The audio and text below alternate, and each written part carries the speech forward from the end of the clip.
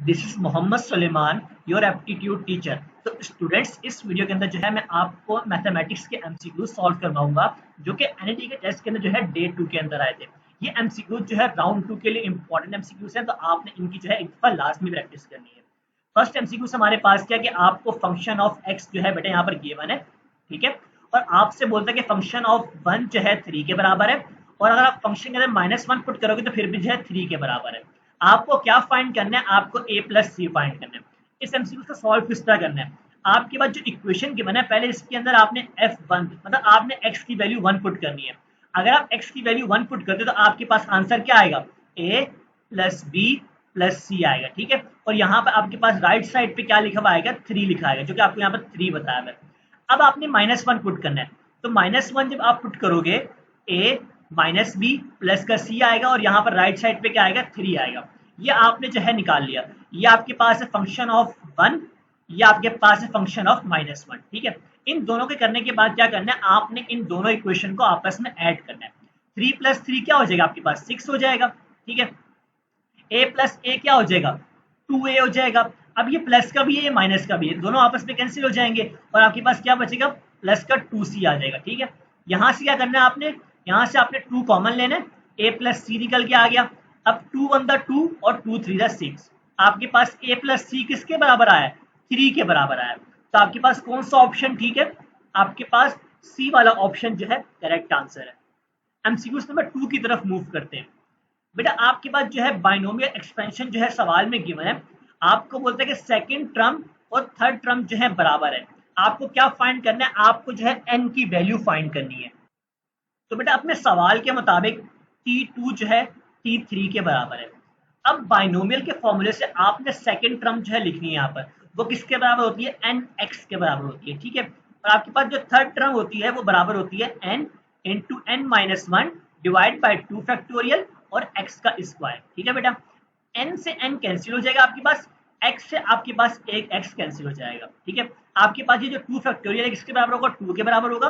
2 आप यहाँ पर ले जाओ, 2 यहाँ पर आ गया, क्या बचा? n-1 बचा।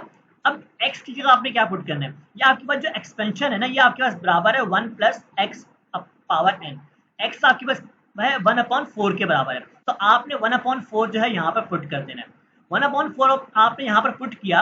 अब 4 को मल्टीप्लाई करो 2 से, क्या हो जाएगा? 8 हो जाएगा। 8 इज इक्वल टू n-1। आपने n फाइंड करना, तो यहाँ जाएगा क्या हो जाएगा? प्लस हो जाएगा। 8 प्लस 1 क्या हो जाएगा? 9। तो आपके पास n की जो वैल्यू आएगी वो 9 के बराबर आएगी। तो आपके पास सी वाला ऑप्शन जो है करेक्ट आंसर है। एमसीक्यू नंबर 3 की तरफ मूव करते हैं। बेटा आपको यहाँ पर जो है पैराबोला का वर्टेक्स निकालना है। इसको सॉल्व करने के दो तरीके हैं। एक तो आपने इंटर के अंदर किया होगा, वो किस तरह? पहले मैं आपको वो बताता हूँ, फिर उसके बाद जो है मैं आपको बताऊँ कि आप किस तरह सॉल्व कर सकते हो उसको। इंटर में आप लोग इस तरह करते थे कि एक्स स्क्वायर प्लस 4x यहाँ पे कर दिया, बाकी जो है आप उसको राइट साइड पे जो है शिफ्ट करते थे, ठीक है। इसके करने के बाद आप कहते कि आपको इसका स्क्वायर कंप्लीट करना है, तो बेटा आप लगाते थे formula last term is equal to middle का square divide by 4 multiply by first term. Mid आपके पास क्या है? 4 है, आपने 4 का स्क्वायर लिया 16 हो जाएगा। 4 आपने वैसे लिखा, और फर्स्ट टर्म आपके पास क्या है? 1 के बराबर है, तो आपके पास जो है 4 आ जाएगा। अब लास्ट टर्म आपके पास जो निकल के आएगी 4 1 4, 4 4 16, तो 4 आपके पास आंसर आएगा लास्ट टर्म का। आपने यहाँ पर लास्ट टर्म जो है 4x प्लस 4 पुट किया, तो दूसरे साइड पे जो है आपने प्लस का 4 पुट कर दिया, ठीक है। अब यहाँ से क्या हुआ? ये आपके पास फॉर्मूला बन गया x प्लस 2 का whole square is equal to y minus का 1, सही है। अब आपने कंपेयर करवाना है, बट जो पैराबोला की इक्वेशन होती है वो क्या होती है? आपके पास x माइनस h का whole square is equal to 4a y minus K के बराबर, ठीक है। आपके पास जो h की वैल्यू है वो -2 आ गई, और k की वैल्यू जो है आपके पास प्लस का 1 आ गया। तो आपके पास जो वर्टेक्स होता है वो h k होता है। तो आपके पास आंसर क्या आया? -2, 1। आपके पास ए वाला ऑप्शन करेक्ट आंसर है। एक तरीका आपके पास ये था, इसमें आपको टाइम ज्यादा लग जाएगा। आपने एक तरीका क्या करना है, आपके पास जो ऑप्शन है आपने इसको इक्वेशन में पुट करने हैं। अगर मैं अपना ए ऑप्शन यहाँ पे पुट करता हूँ, ठीक है, एक्स की जगह जो है मैंने यहाँ पे पुट करना है -2, ठीक है। तो -2 क्या हो जाएगा? 4 हो जाएगा, ठीक है, प्लस का 4। अब -2 यहाँ पुट करूँ तो क्या हो जाएगा? -8 हो जाएगा, ठीक है। अब y की वैल्यू मेरे पास क्या है? 1 है, तो 1 पुट करूँ तो -1 हो जाएगा, प्लस 5 आ जाएगा, ठीक है। सॉल्व करोगे उसके बाद तो 5 + 4 क्या होता है 9 होता है, -8 -1 क्या होता है माइनस का 9 होता है। आपके पास आंसर क्या हुआ 0 = 0 हो गया। तो आपके पास इसने जो है इक्वेशन को प्रूफ कर दिया। तो आपके पास जो है ए ऑप्शन ठीक आंसर है। तो बेटा ये एक तरीका बहुत शॉर्ट ट्रिक है कि आप उसको कैलकुलेटर में जो है आप एक्स और वाई की वैल्यूज पुट करो, जहां से आपके पास जो है वेरीफाई कर दिया आपने उसके ऊपर टिक कर देना है। ठीक है, एमसीक्यू नंबर 4 की तरफ मूव करते हैं। आपसे क्या बोला जा रहा है कि आपने जो है सम लेना है, फिर उसका स्क्वायर लेना है टू नंबर्स का जो कि बराबर है 25 के। मैंने बोला मेरे पास एक नंबर जो है एक्स है और एक जो है वाई है। अब मैंने इनका आपस में सम लिया और फिर इसका मैंने जो है स्क्वायर ले लिया जो कि बराबर है 25 के। उसके बाद बोलते हैं कि अब आपने इसका सम लेना है और वो 7 के बराबर है, आपने अब स्क्वायर नहीं करना। तो इसका मतलब है कि आपके पास x + y जो है 7 के बराबर है। तो आपको ये बताना है कि व्हाट आर द नंबर्स, मतलब x और y की जो है वैल्यू क्या है। ठीक है, आपको ये बताना है। अब बेटा आपने क्या करना है, आपने यहाँ से जो x की वैल्यू निकालनी है, तो आपके पास आएगा 7 - y। अब ये 7 - y जो आपके पास x की वैल्यू है आपने इस वाली इक्वेशन में जो है पुट करना है। जब आप पुट करोगे 7 - y का whole square plus Y square is equal to 25। ठीक है, यहाँ पर आपने a - b का होल स्क्वायर का फॉर्मूला यूज करना है। इसको आप सॉल्व करोगे तो आपके पास y की जो है दो वैल्यूज निकल के आएंगी। वो किसके बराबर होगी, एक वैल्यू आपके पास आएगी 3 और एक वैल्यू आपके पास आएगी 4। ये बहुत ही आसान सवाल है, इसको आप खुद सॉल्व कर सकते हैं। मैं इसको जो है पूरा सॉल्व नहीं करवा रहा, मैंने आपको आंसर बता दिया। ठीक है, तो आपके पास बी वाला ऑप्शन जो है करेक्ट आंसर है। एमसीक्यू नंबर 5 की तरफ मूव करते हैं। आपको क्या find the length of tangent from, आपको जो है पॉइंट गिवन है 5,1 to the circle x² + y² + 6x - 4/-5। तो बेटा आपने लेंथ ऑफ टेंजेंट का फॉर्मूला यूज करना है। इसमें क्या होता है कि आप स्क्वायर रूट लेते हो और स्क्वायर रूट में आप पूरी इक्वेशन को लिखते हो। ठीक है, अब इक्वेशन को लिखने के बाद आपने x की वैल्यू जो है 5 पुट करनी है और y की वैल्यू जो है 1 पुट करनी है। तो मैं आपको यहाँ पर दिखाता हूँ पुट करके, 5 का स्क्वायर प्लस 1 का स्क्वायर प्लस 6 × 5 माइनस 4 × 1 और माइनस का 5। ठीक है, आपने इसको सॉल्व करना है इक्वेशन को। ठीक है, पूरा जब आप इसको पूरे को सॉल्व करेंगे तो आपके पास आंसर क्या आएगा 49 जो है आपके पास सॉल्व होकर आएगा। ठीक है बेटा, अब 49 का आप स्क्वायर रूट लोगे तो आपके पास आंसर आएगा 7। तो ये जो है आपके पास लेंथ ऑफ टेंजेंट निकल के आया है। तो आपके पास डी वाला ऑप्शन जो है करेक्ट आंसर है। एमसीक्यू नंबर 6 की तरफ मूव करते हैं। आपके पास भी एक इसने जो है एक ग्रुप दे दिया है, क्लोज ग्रुप है। अब आपको बताना है कि भाई इसके अंदर क्या कंडीशन जो है पॉसिबल है। ठीक है, या मल्टीप्लिकेशन पॉसिबल है या डिवीजन पॉसिबल है या फिर दोनों है मल्टीप्लिकेशन और डिवीजन या फिर एडिशन है। कहने का मतलब ये कि आप कोई भी इसमें से दो नंबर ले लो, कोई भी ले लो। ठीक है, आप उसको मल्टीप्लाई कराओ। ठीक है, सारे तौर मैंने शुरू के दो नंबर लिए 1 × -1। मैंने मल्टीप्लाई किया तो मेरे पास आंसर क्या आया -1 आया। अब -1 जो मेरे पास आंसर आया इस ग्रुप के अंदर मौजूद था, बिल्कुल मौजूद था। ठीक है, अब इसके बाद जो है मैं बोलता हूँ कि भाई मैंने लेना है आयोटा, लेना है आयोटा और माइनस आयोटा। ठीक है, iota multiply by minus iota. अब सॉल्व करो, माइनस का आयोटा स्क्वायर आ जाएगा। अब आयोटा स्क्वायर किसके बराबर होता है -1 के बराबर होता है, तो माइनस माइनस क्या हो जाएगा प्लस का 1। तो मतलब मेरे पास मैं किसी भी दो नंबर को मल्टीप्लाई कर रहा हूँ, जो भी आंसर आ रहा है वो मेरे इस ग्रुप के अंदर मौजूद है। तो इसका मतलब क्या, वो मल्टीप्लीकेशन जो है पॉसिबल है। अब देखते हैं डिवीजन को।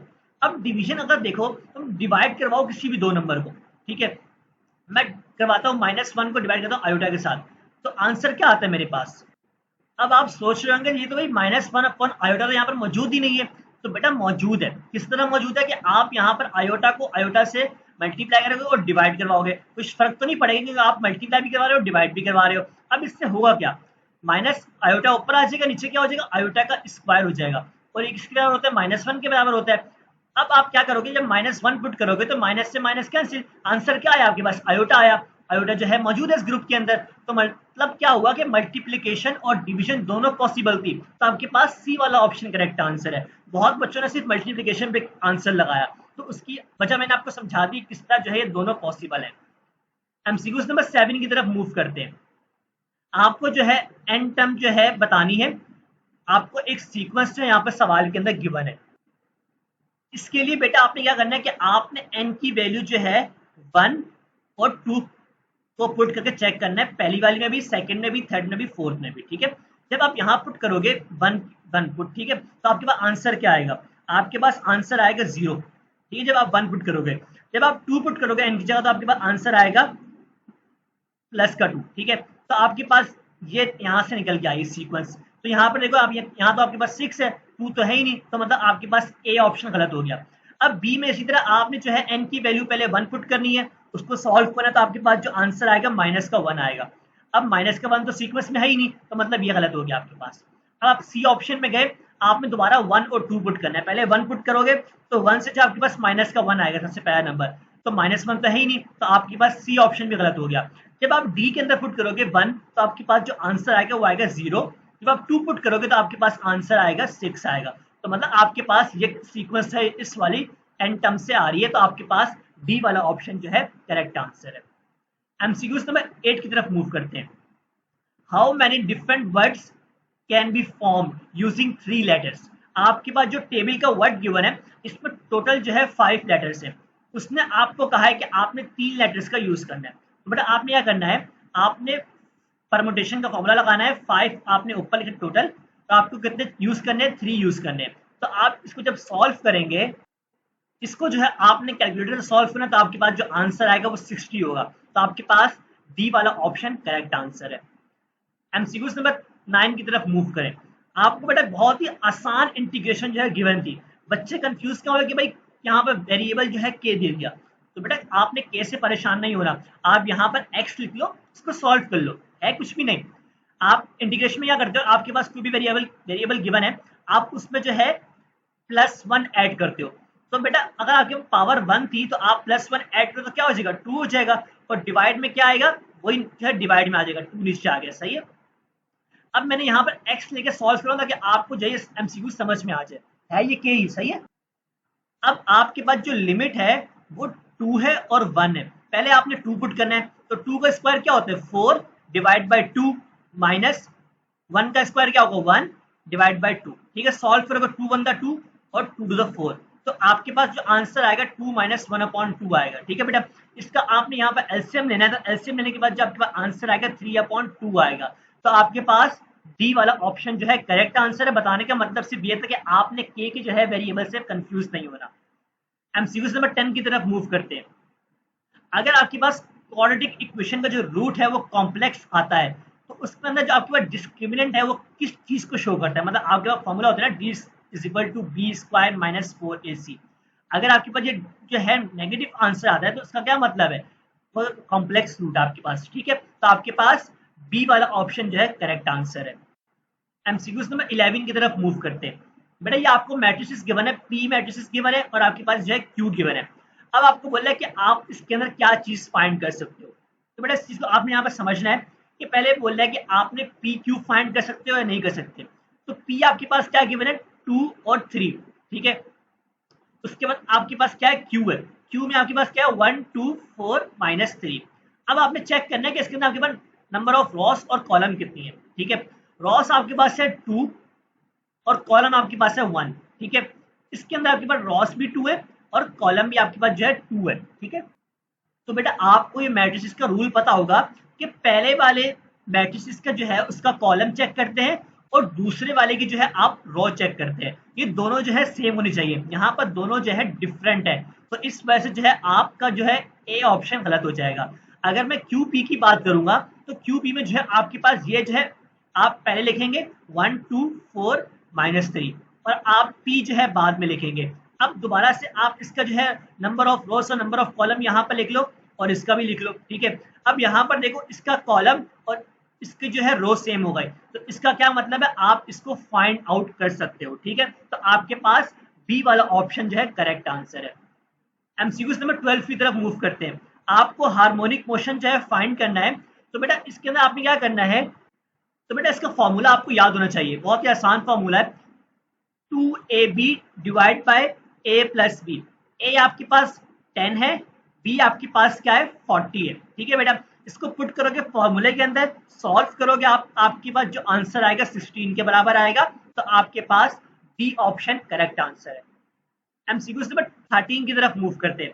बोला एमसीक्यूज नंबर 13 के अंदर अ कॉइन इज टॉस्ड ट्वाइस। बेटा आपके मतलब 2 सिक्के आपने इसको टॉस करना है, तो क्या प्रोबेबिलिटी है कि कम से कम एटलीस्ट एक जो है आपके पास हेड आ जाए।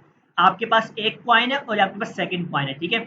आपको पता है एक कॉइन के अंदर हेड भी होता है और टेल भी होता है। अगर आप 2 सिक्कों को एक साथ उछालते हो, तो आपके पास दोनों में हेड भी आ सकता है, दोनों में टेल भी आ सकता है, एक में हेड तो दूसरे में टेल, पहले वाले में टेल तो दूसरे वाले में हेड। आपके पास ये चार जो है पॉसिबिलिटी बन सकती है, ठीक है। अब आपने देखना है कि इसके अंदर कम से कम एक हेड होना चाहिए। इसमें आपके पास दो हेड है तो ये भी आपके पास ठीक है। इसमें आपके पास हेड है ही नहीं तो उसको आप कैंसिल कर दोगे। इसमें आपके पास हेड है और इसमें भी आपके पास हेड है, तो मतलब ये कि आपके पास टोटल जो पॉसिबल आउटकम्स थे वो क्या कितने थे, 4 थे। उनमें से आपके पास रिजल्ट कितने में आ रहा है, 3 में आ रहा है, तो आपने जो है 3 को ऊपर लिखना है। तो आपके पास आंसर कौन सा करेक्ट है, डी ऑप्शन आपके पास करेक्ट आंसर है, 3/4। एमसीक्यू नंबर 14 की बात करते हैं। आपको जो है सेकंड डेरिवेटिव जो है बताना है ln sec x का, ठीक है। तो बेटा इसका डेरिवेटिव किस तरह फाइंड करना है, आपने लेट्स सपोज लिखा y is equal to ln sec x। जब आप इसका डेरिवेटिव फाइंड करेंगे तो आपके पास y डैश आ जाएगा। ln में क्या करते हैं कि आप उसको 1 में लिखते हैं, तो 1/sec x आएगा।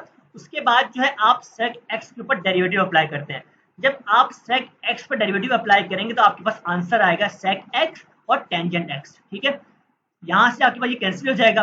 आपके पास जो फर्स्ट डेरिवेटिव निकल जाएगा वो टेंजेंट x के बराबर होगा। बहुत से बच्चे ए ऑप्शन में टिक लगा देते हैं कि भैया आंसर मौजूद है।